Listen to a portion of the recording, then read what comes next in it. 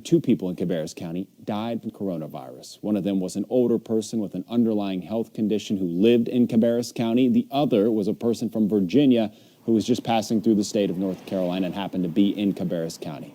We've learned that person was a blues musician and a pastor. His daughter spoke with our David Wisnant this afternoon. David joins us live from Cabarrus County. Do we know where they may have gotten the coronavirus, David?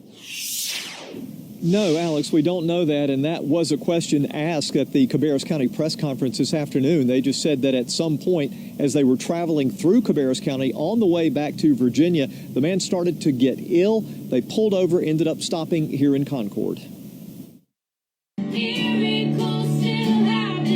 Earlier this week, Landon Spradlin's daughters recorded themselves singing "Miracles Still Happen" while they prayed for their father. Landon Spradlin passed away this week from the coronavirus, and daughter Judah says he's in a better place. We know where he is, and the Bible says that there is peace that passes all understanding, and I have peace. My heart is broken. My mother's heart is broken, and my sisters and my brother, their hearts are broken. But no matter what, God is still God, and God is still on the throne. Judah Strickland says you can't talk about her dad without talking about his faith. We'll make sure that people knew that this man loved Jesus, and he loved everybody and told everybody about Jesus. Spradlin and wife Jean were driving on I-85 last week on the way back home to Gretna, Virginia, when Landon became ill. They ended up at the hospital in Concord, where Landon died on Tuesday. A pastor, musician, and a member of the Virginia Blues Hall of Fame, Judah Strickland says her father had a big personality that showed the love he had for people. The very real facts of the coronavirus. We all know it's scary. We all know it's real. We all know it can kill people. But my dad loved Jesus, and he spent his whole life telling people about Jesus. And that is what is important to me. And another thing that's very important to them right now is the recovery of Jean Spradlin. That is Landon's wife. She is very sick while she is in quarantine here in Concord. She does not have coronavirus, but they tell me tonight they're praying for her recovery. Reporting live in Cabarrus County, David Wisnant, WBTV, on your side. We'll definitely keep her in our thoughts, David. And today we also learned of 4 new deaths, including a man from Pittsylvania County in that region in particular. 10 News reporter Jessica Jewell has been working for you to learn more about that man. In fact, she spent the day talking with his family. She joins us now live in the newsroom tonight. So, Jessica, what have you learned? Landon Spradlin died early this morning in a North Carolina hospital after testing positive for COVID-19. He's one of many killed in this rapidly growing pandemic, but his daughter says she wants him to be remembered as much more than just a number. A song of hope from 2 of Landon Spradlin's 4 children turned to heartbreak overnight as they learned their 66-year-old father lost his battle against COVID-19. Of course, none of us thought that. He's our dad. He's invincible. His daughter, Judah Strickland, telling us her dad was a lifelong Christian missionary and a talented musician. Anybody who knows us, they will tell you that my dad is a legend. Last week, Landon and his wife were heading home from a mission trip in New Orleans when he collapsed and was taken to a hospital in Concord, North Carolina, where he tested positive for COVID-19. He was put on a ventilator, and his health took a turn for the worse last night. So Judah rushed to the hospital. I said, look, I haven't seen my dad in almost 6 weeks. Please let me go see him. And she said, look, under any other circumstances we would, but this is uncharted territory for us. Because of coronavirus restrictions, Judah wasn't able to tell her dad goodbye. A family defined by faith, now separated when they need each other most. Their mother quarantined, testing negative for COVID-19, but still showing symptoms. It's very difficult because, of course we want to be there to comfort our mother. Despite the devastation, Judah is leaning on the legacy of faith her father left behind. I know I'll see him again. It sucks. It hurts, but I know I'll see him again. Hoping others affected by this growing pandemic can learn from her family's strength. God doesn't always do what you want him to do, but that doesn't mean he's not God. And the day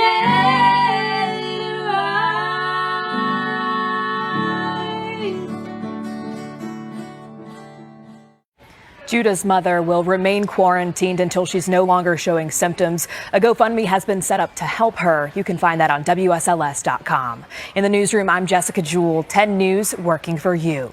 All right, guys, I have a sad story about the coronavirus. Look, there's definitely huge irony in this story, but this is not a ha-ha moment. Someone passed away, and they were trying to do good in the world in their own way. But it is a very important cautionary tale. You've got to listen to this, and you've got to tell folks about it so that they're doing the right thing and not getting themselves and others into trouble. So there's a Christian pastor named Landon Spradlin. He's from Virginia, and he's one of the first people in Virginia to die of the coronavirus. He is a traveling evangelical minister, and he's pastor of New Wave Ministries International. They go down to New Orleans every year, him and his wife, and they try to preach to folks. Now, it's not for me. I don't agree with it, and I don't think it's particularly helpful, but he genuinely believed that it was very, very helpful. That's why he did it. Unfortunately, he thought that all this stuff about COVID-19 was, quote, mass hysteria. So there are things that are true in the world. And I was on a podcast the other day, and we were having a discussion about, well, how do you know what's true? Well, I know 2 + 2 = 4, and I know the scientists aren't lying about COVID-19, and neither are the doctors. Doesn't mean they get every single thing right, but they're at least trying to get it right, and they certainly know a lot more than politicians do. So anyway, let me give you more of the details. He was going to New Orleans to, quote, wash it from its sin and debauchery. Okay, and then he put out a message on March 13th. He was in New Orleans on February 28th, so there's some chance that he was already infected. We don't know if that was definitively the case or not. But on March 13th, he puts out a comparison of H1N1 virus and coronavirus, and insinuates, or very clearly states, that it's, quote, mass hysteria on the part of the media. And his thought was that they were doing that to try to hurt Trump politically, that it actually was not necessarily that big a deal, but they were making it seem like it was a big deal to try to hurt Trump. Now, it's not that he thought it didn't exist at all. To be fair to him, in the comment section of that meme, he acknowledged that the outbreak was, quote, a real issue, and then but he believes, quote, the media is pumping out fear and doing more harm than good. Well, sometimes people panicking is a terrible idea. Most of the time it is, and I don't like making decisions out of fear at all. I'm afraid a lot of the right wing operates that way about immigrants, Muslims. I can go on and on, right? But sometimes there are legitimate things to be concerned about and be fearful of, so that you are careful enough not to get those things, including, most importantly, viruses. So he said on February 28th, we had an awesome Mardi Gras outreach this year. Many were touched by the power and love of Jesus. In fact, Spradlin had also put out a message about another pastor in South Africa who, quote, protected himself by basically praying, even though he was administering to people with bubonic plague. And he said that that pastor was protected, quote, with the Spirit of God. And so, unfortunately, Landon Spradlin thought it was mainly political, and that, that it wasn't going to affect him, but it did. And it's not just that he got it, he passed away. His wife is now also super sick. And look, here, as long as you're not doing anything that's going to get yourself exposed to the virus, you want to pray for her, bless your heart, pray for her, right? But mainly, we got to get her medical attention. And so, last thing, again, I'm trying real hard to make sure that you guys understand, like, respect the family and feel terrible that the guy passed away. It's just for others to learn from this, okay? He said before he passed away, before he realized he had it, he said, it will come and it will go. Yes, but that's a blithe way of having a conversation about it. It will come, kill many people, then it will go. So you left out an important part there. Anyway, about the pastor that he thought was protected by the Spirit of God, he read a quote from him in one of his posts, and he said, "As long as I walk in the light of that law of the Spirit of life, no germ will attach itself to me." I'm trying to help you. I'm trying to save your life. For God's sake and for everybody else's sake, please listen to the scientists, not pastors, not politicians. The virus doesn't care if you're a Republican or not, doesn't care if you're in politics, media, or anything else. If you get it, you get it, and that's that. It doesn't mean you're all going to pass away from it. A lot of people do recover, but a lot of people don't. So please be careful.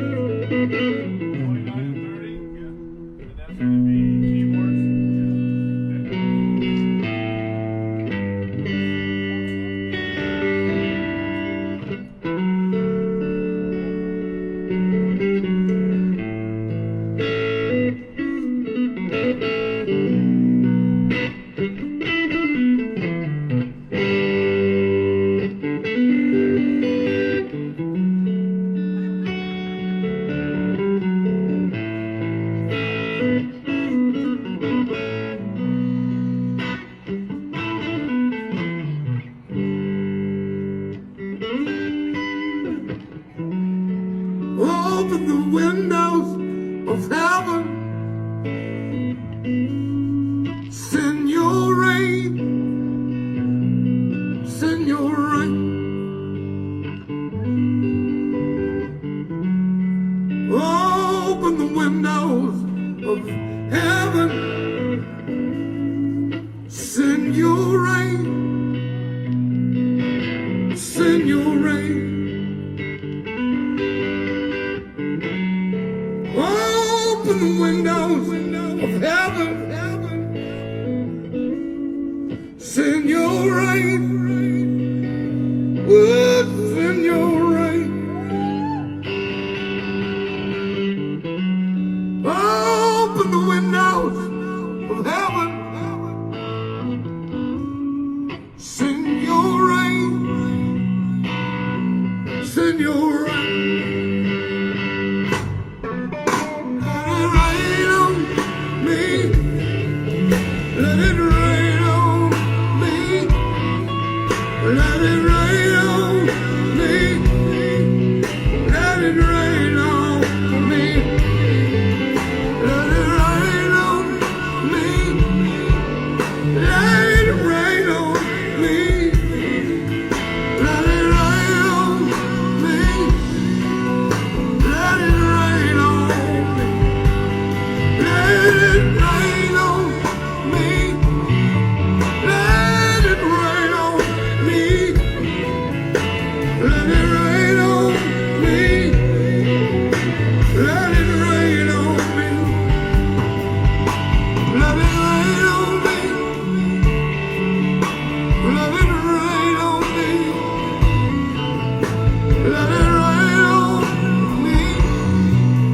Let it rain on me. Open the windows of heaven. Let it rain. Let it rain.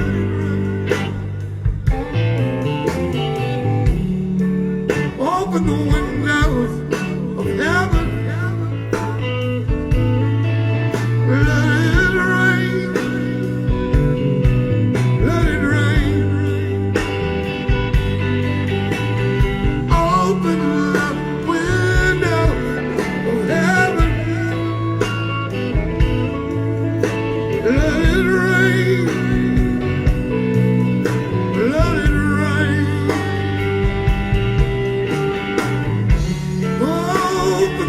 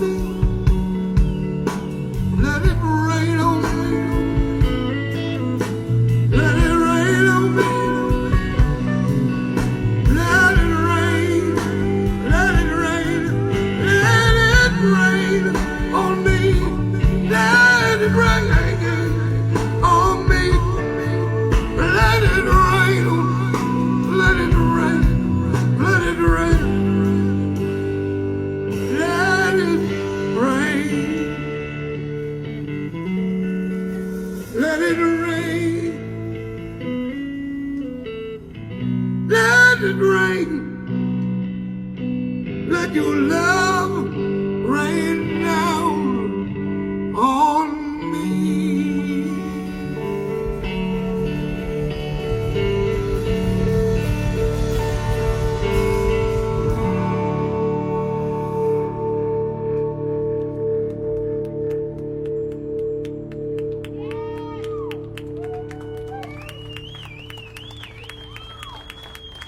Thank you very much. Thank you. Thank you for the privilege of playing in front of you today. And Jimmy said we could come back next year, so hey.